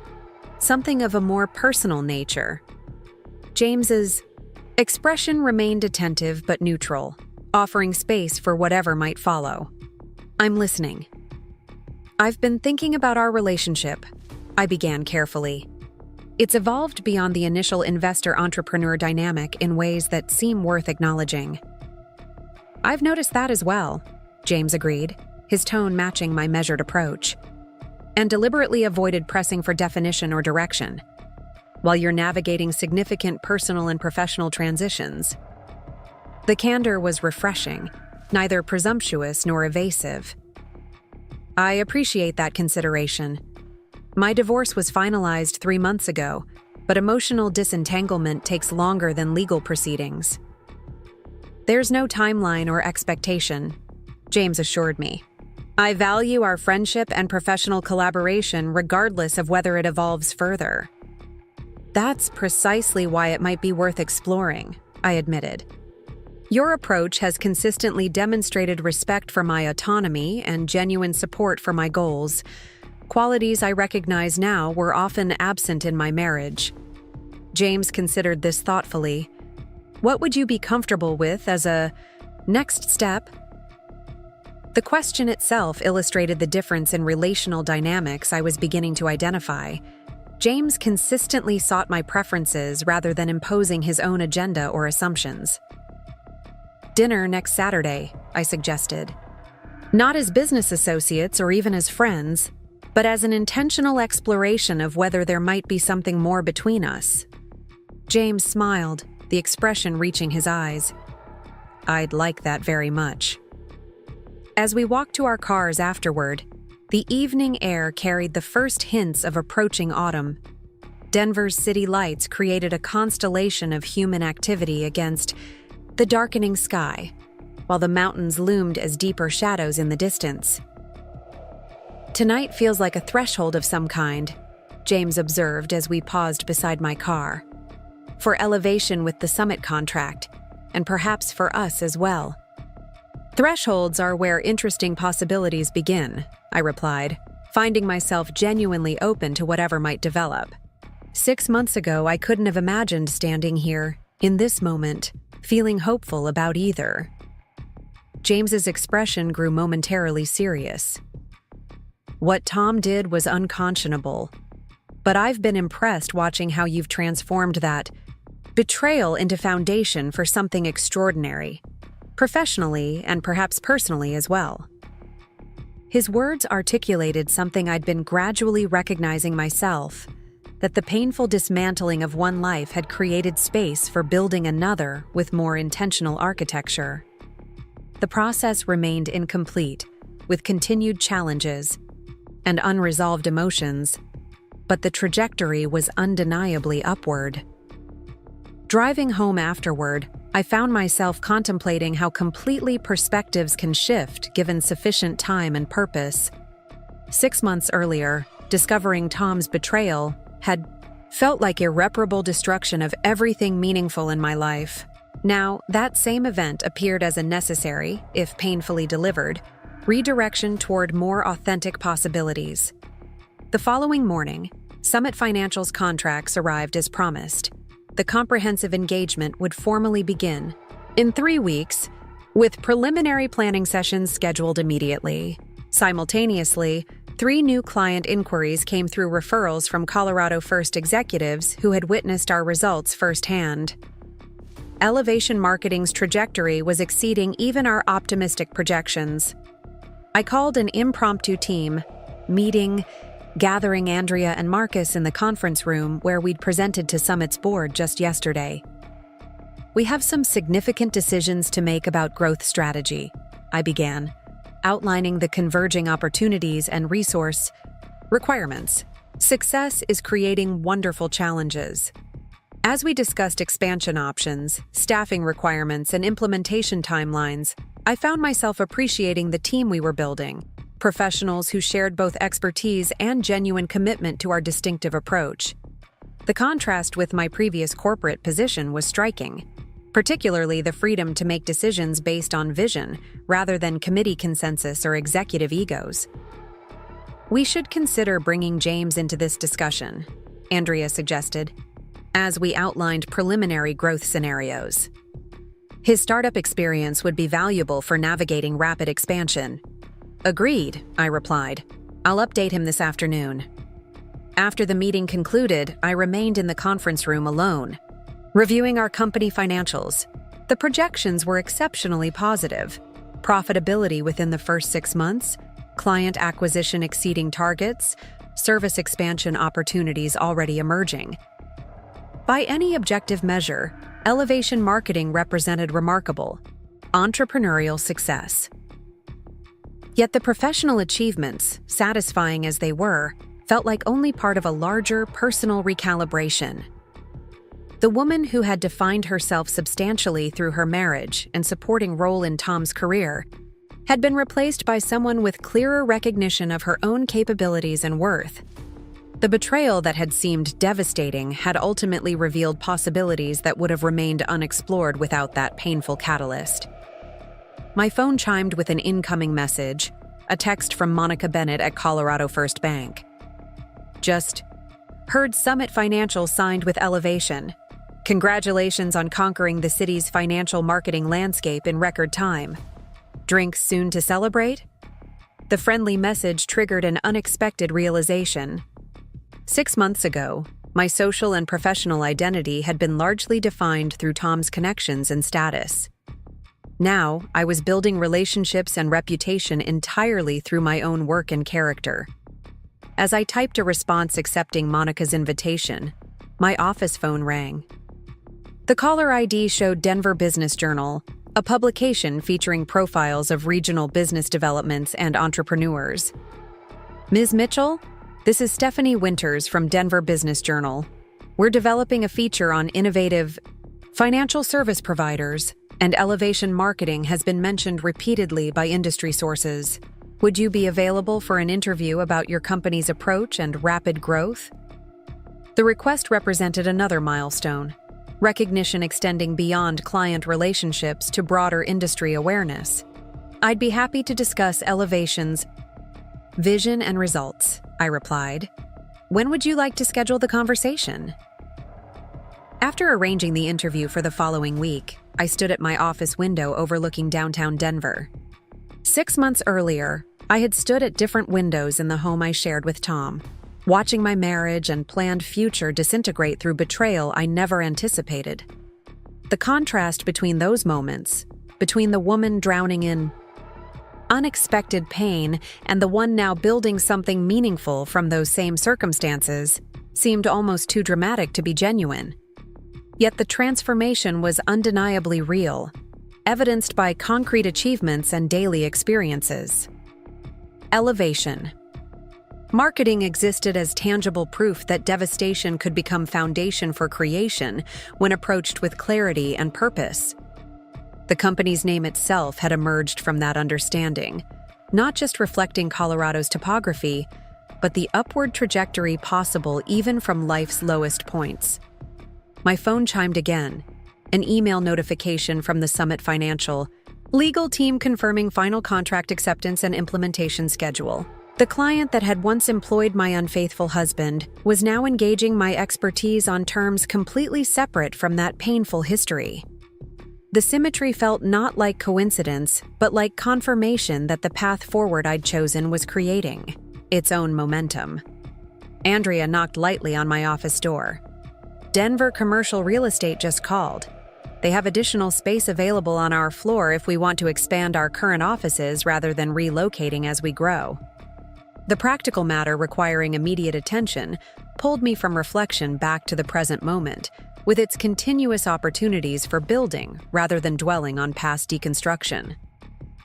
Let's review the options this afternoon, I replied. With the Summit contract confirmed, we'll need to accelerate our hiring timeline. As Andrea left to gather the relevant information, I turned once more to the window view. The city spread before me, mountains rising beyond, sky stretching limitless above both. The landscape seemed to mirror my emerging understanding. Solid foundation, significant challenges, unlimited possibility. The panorama that had once seemed shattered now appeared as open terrain, with paths extending in directions I hadn't previously considered, but now found myself eager to explore. 6 months after betrayal had dismantled my carefully constructed life, I stood at the center of one being intentionally created, with clearer vision, stronger boundaries, and more authentic purpose than what had been lost. The journey remained incomplete, with continued challenges and occasional painful recollections, but the direction was undeniably forward and upward. The greatest revelation wasn't that I had survived Tom's betrayal, but that I was genuinely thriving because of the space it had created for possibilities previously unexplored. What had initially appeared as devastating ending had transformed into unexpected beginning. A threshold crossed not by choice, but ultimately leading toward more authentic territory than I would otherwise have discovered. The morning of the Denver Business Journal interview arrived with crisp autumn clarity. I selected my outfit with careful intention. A tailored burgundy blazer over a cream silk blouse. Professional yet distinctly different from the conservative navy and charcoal that dominated financial services. My grandmother's sapphire earrings, now a personal talisman for significant moments, completed the ensemble. Standing before the mirror in my Rhino loft, I barely recognized the woman reflected there compared to the one who had discovered her husband's betrayal 8 months earlier. Stephanie Winters, the business reporter, had suggested meeting at Commonwealth, an upscale coffee shop known for attracting Denver's entrepreneurial community. When I arrived, she was already seated at a corner table, digital recorder and notebook arranged precisely beside her coffee cup. "Rebecca Mitchell?" she confirmed, rising to shake my hand. "Thank you for making time. Elevation Marketing seems to be the company everyone in financial services is talking about lately. We've been fortunate to connect with clients who recognize the value of our specialized approach," I replied, settling across from her. Stephanie smiled. 8 months from discovering your husband's infidelity to becoming one of Denver's most talked-about entrepreneurs is considerably more than fortune. That's the story I'm interested in exploring. Not just what Elevation Marketing does, but how you built it from the ashes of personal betrayal. The directness was startling. Most professional interactions carefully avoided mentioning the personal circumstances that had preceded Elevation's founding. I wasn't aware the personal aspects were common knowledge, I said carefully. Financial circles have relatively porous boundaries, Stephanie explained with a slight shrug. Tom Mitchell's dismissal from Summit Financial and your subsequent divorce created considerable industry conversation. What's fascinating is how you've transformed that situation into remarkable professional success. I considered my response thoughtfully. The personal aspects of my journey had remained largely private, despite the business community's awareness of general circumstances. Yet there was potential value in acknowledging the connection between personal challenge and professional creation, not just for my own narrative, but for others navigating similar transitions. Elevation Marketing wasn't created as response to betrayal, I began, choosing my words deliberately. But the space cleared by that betrayal allowed me to recognize opportunities I might otherwise have overlooked. When your life suddenly diverges from its expected path, you're forced to evaluate what actually matters and what you're genuinely capable of building. The interview flowed from that foundation, Stephanie asking incisive questions about both business strategy and personal resilience. My responses increasingly comfortable with acknowledging their interconnection.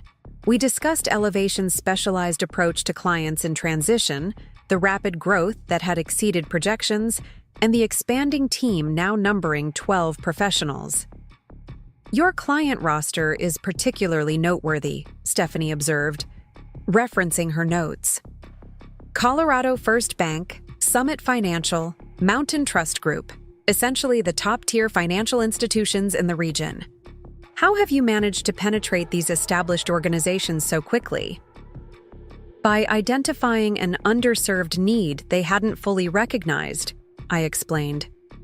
Traditional financial marketing segments, clients demographically or by asset level. Our approach focuses instead on psychological transitions, moments when clients need fundamentally different communication, regardless of their demographic profile.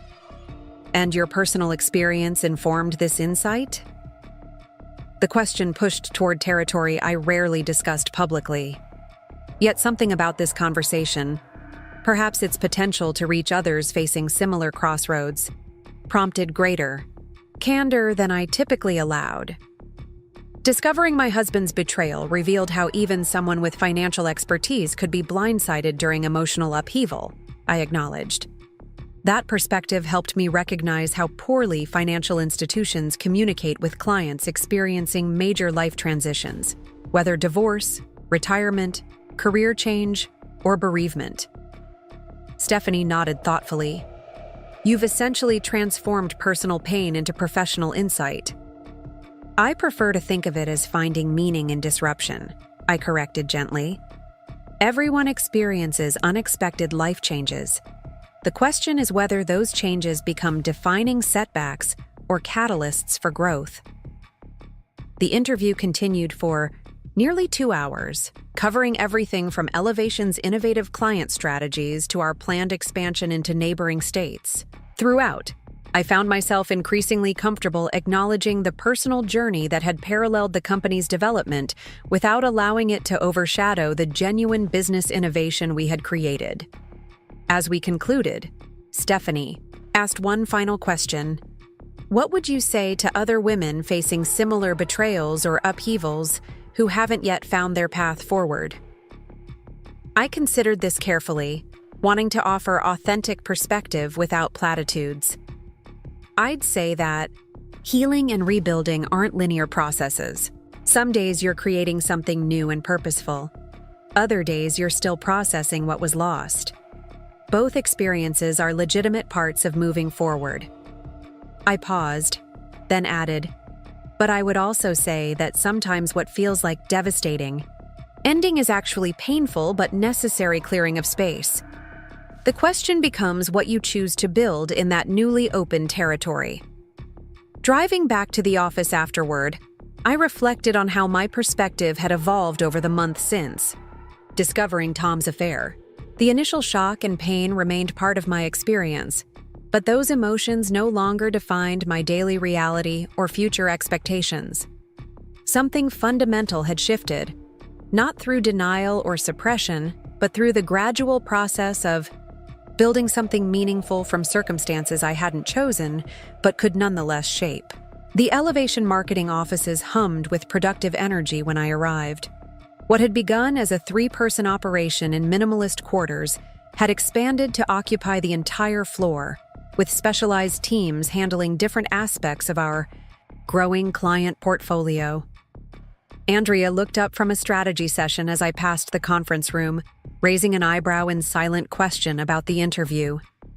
I gave her a thumbs up before continuing to my office. James was waiting there, reviewing quarterly financial projections on his tablet. Our relationship had evolved with the same thoughtful intentionality that characterized our professional collaboration, moving from friendship to romantic partnership without diminishing either dimension. At 46, he approached relationship with refreshing directness and emotional maturity, qualities I now recognized had been notably absent in my marriage to Tom. "How was the interview?" he asked, setting aside his tablet as I entered.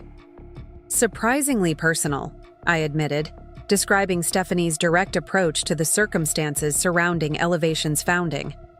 She's positioning it as a professional reinvention story rather than just a business profile. James nodded thoughtfully. That framing will resonate with many readers. Your journey isn't just professionally impressive, it's personally inspiring. It still feels strange discussing the personal aspects publicly, I acknowledged. For so long, I compartmentalized those elements from my professional identity.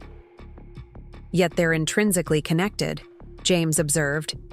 Your understanding of clients in transition comes directly from navigating your own transitions.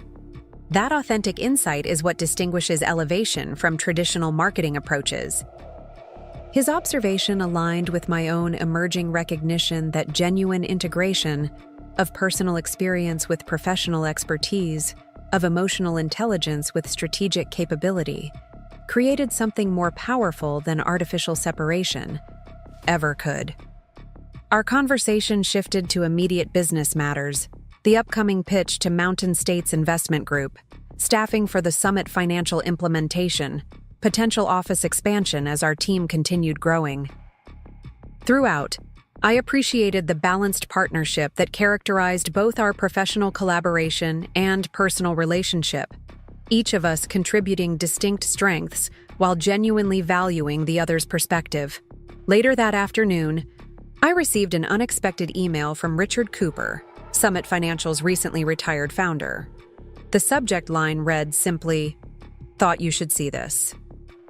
The message contained no additional text, just an attachment, a Denver Financial Times article about Tom's new position with a small investment firm in Lakewood, a notable step down from his previous role at Summit. The article described his appointment in neutral terms, mentioning his previous experience while carefully avoiding any reference to the circumstances of his departure from Summit. What caught my attention was the accompanying photograph, Tom standing beside the firm's founder, looking noticeably different from my mental image of him. The confident posture and polished appearance that had been his professional signature appeared diminished, replaced by someone trying too hard to project assurance he no longer felt. More surprising than Tom's changed appearance was my own reaction to it. Neither satisfaction nor lingering pain, but simply recognition of how completely our paths had diverged. The man who had once represented the center of my personal and professional universe now seemed like a character from an earlier chapter, significant to the overall narrative but no longer influencing its current direction. I closed the email without responding to Richard. The information required no acknowledgement or reaction. It simply confirmed what I had been increasingly recognizing. That betrayal had ultimately freed both of us from a partnership that had become more constraining than either of us had recognized, though in profoundly different ways. 2 weeks later, the Denver Business Journal published its feature on elevation marketing. The article, thoughtfully written and strategically positioned, presented our company's innovative approach to financial communications while acknowledging the personal journey that had informed its development. Stephanie had handled the personal elements with remarkable balance, neither sanitizing the difficulties nor allowing them to overshadow the genuine business innovation we had created. The response was immediate and substantial. Our office received 17 new client inquiries within 24 hours of publication. 3 investment groups expressed interest in participating in our upcoming expansion funding round. Most meaningful were the emails and messages from women navigating their own life transitions who found encouragement in the integration of personal resilience and professional reinvention the article had portrayed. "Your story helped me recognize possibilities beyond survival," wrote one reader, a financial analyst whose 20-year marriage had recently ended. "I've been focusing on getting through each day rather than building something new. Thank you for expanding my perspective." These messages resonated more deeply than the business opportunities the article had generated. They confirmed what I had increasingly suspected: that personal experience, when thoughtfully integrated with professional expertise, created value that transcended conventional business metrics. The Denver Business Journal feature catalyzed attention from broader business media. Forbes contacted us for insight on financial communications trends. Bloomberg requested an interview about specialized marketing approaches in financial services. A national conference on wealth management invited me to deliver a keynote address on communicating with clients in transition. This expanding recognition brought elevation marketing to an inflection point. What had begun as a specialized consulting firm serving regional financial institutions now had opportunity to scale nationally, potentially transforming how an entire industry approached client communications. The prospect was both exhilarating and sobering, demanding careful consideration of how growth might affect our distinctive approach and company culture. I scheduled a strategy retreat with our leadership team at a mountain lodge outside Denver, creating space to envision Elevation's next chapter collectively. For 2 days, we explored expansion scenarios, debated growth priorities, and articulated the values we considered non-negotiable regardless of scale. The conversations were vigorous and occasionally contentious, reflecting the passion each person brought to our shared enterprise. On the retreat's final evening, James and I walked along a mountain trail as sunset painted the landscape in amber and gold. The autumn air carried crisp clarity that seemed to sharpen perception of both immediate beauty and distant horizons. "What are you thinking?" James asked as we paused at a viewpoint overlooking the valley. "That I never expected to be here," I replied, the statement encompassing both our literal location and my broader life circumstances. 8 months ago, I thought I was facing the worst experience of my life.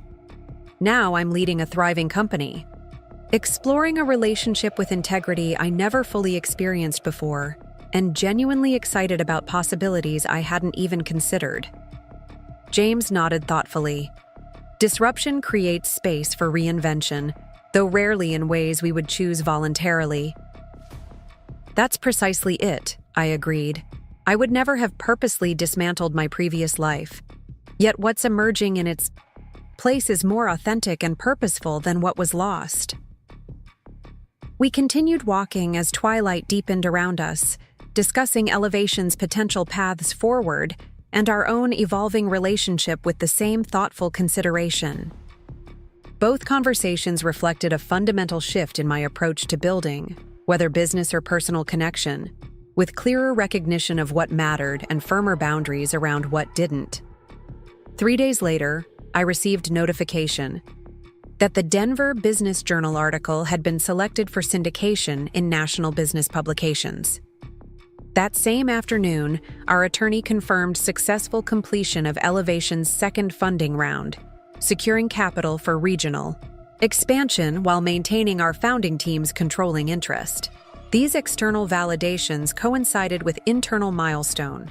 Elevation's implementation team had successfully launched comprehensive communication strategies for all 3 major financial institutions in Denver's market.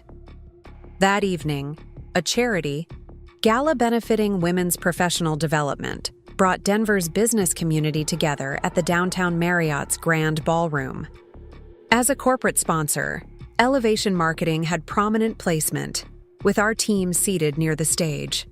The event represented our first major public appearance since the Business Journal feature had amplified awareness of both our company and my personal journey. Midway through the evening, I excused myself to visit the restroom, taking a moment of quiet amid the gala's constant social engagement. As I was returning to the ballroom, an unexpected voice addressed me from a nearby seating. "Shirks, Rebecca." Tom stood several feet away, looking simultaneously familiar and strange in formal evening wear. Beside him stood Olivia, wearing an expensive black dress that seemed slightly too formal for the occasion, her expression a mixture of discomfort and defiance. "Tom," I acknowledged with neutral politeness. "I didn't realize you were attending tonight." "Last-minute invitation through a client," he explained, his tone striving for casual confidence but not quite achieving it. "I saw the article about Elevation Marketing. Impressive growth." "Thank you," I replied simply, neither encouraging further conversation nor displaying discomfort at the unexpected encounter. An awkward silence expanded between us, former partners now occupying entirely different professional and personal territories, connected only by shared history rather than ongoing relevance to each other's lives. "Well," Tom finally continued, "we should get back to our table. Good seeing you." "You as well," I responded with the polite detachment one might offer a former colleague rather than someone who had once represented the center of my world. As they walked away, I noticed how Olivia glanced back with an expression I couldn't quite interpret. Perhaps curiosity, perhaps something more complex. What registered most clearly was how completely the encounter had failed to destabilize my emotional equilibrium. These people who had once wielded such power to wound now seemed like characters from a different storyline, significant to its development, but no longer influencing its current direction. Returning to our table, I found James in animated conversation with Monica Bennett about Colorado First Bank's expanded implementation of our client transition strategy. Andrea was discussing potential collaboration with the regional director of a national investment firm. Marcus was demonstrating our client engagement analytics to an interested group of financial advisors.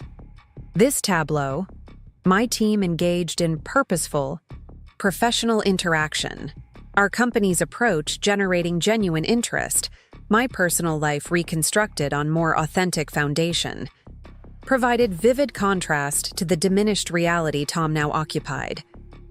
His betrayal, intended to secure something more exciting than our shared life, had instead contracted his possibilities while unexpectedly expanding mine. The realization carried no vindictive satisfaction, simply clear recognition of how completely circumstances can reorient when viewed through different perspective. What had initially appeared as devastating loss had ultimately revealed itself as necessary clearing of space for more authentic creation. The pain had been real and significant, but so was the growth it had eventually catalyzed. As the gala continued around me, I found myself genuinely grateful for the journey of the past 8 months, not for the betrayal itself, which remained an ethical breach I would never condone, but for the unexpected doorway it had opened into territory I would not otherwise have explored. The company flourishing beyond initial projections, the team collaborating with shared purpose, the relationship developing with thoughtful intention, none of these would exist without the painful dismantling that had preceded them. When the event concluded several hours later, our team gathered briefly in the hotel lobby to coordinate transportation home. The camaraderie evident in their interactions reflected something beyond professional collaboration, a shared commitment to the vision Elevation Marketing represented, and genuine appreciation for each person's contribution to its realization. Driving home afterward through Denver's illuminated streets, I found myself reflecting on how completely perspective can transform experience. 8 months earlier, discovering Tom's betrayal had felt like irreparable devastation of everything meaningful in my life. Now, that same event appeared as painful, but necessary redirection toward more authentic possibilities than I had previously considered. The full transformation hadn't occurred immediately or linearly. There had been days of overwhelming grief, moments of debilitating anger, periods of disorienting uncertainty about the future. These experiences remained part of my journey, integral to the person I was becoming rather than weaknesses to be denied or suppressed. Yet somewhere along the way, provisional survival had evolved into genuine thriving, not despite difficulties, but partially because of how those difficulties had clarified priorities and revealed capabilities I hadn't fully recognized. The company growing beyond initial projections, the team expanding with shared purpose, the relationship developing with thoughtful intention, each represented building rather than merely recovering. As I parked outside my loft building, Denver's city lights created constellations of human activity against the night sky, while the mountains loomed as deeper presence beyond. The landscape itself seemed to reflect my emerging understanding, immediate engagement with present possibilities balanced against perspective of longer horizons, both essential to meaningful navigation forward. Up next, you've got 2 more standout stories right on your screen.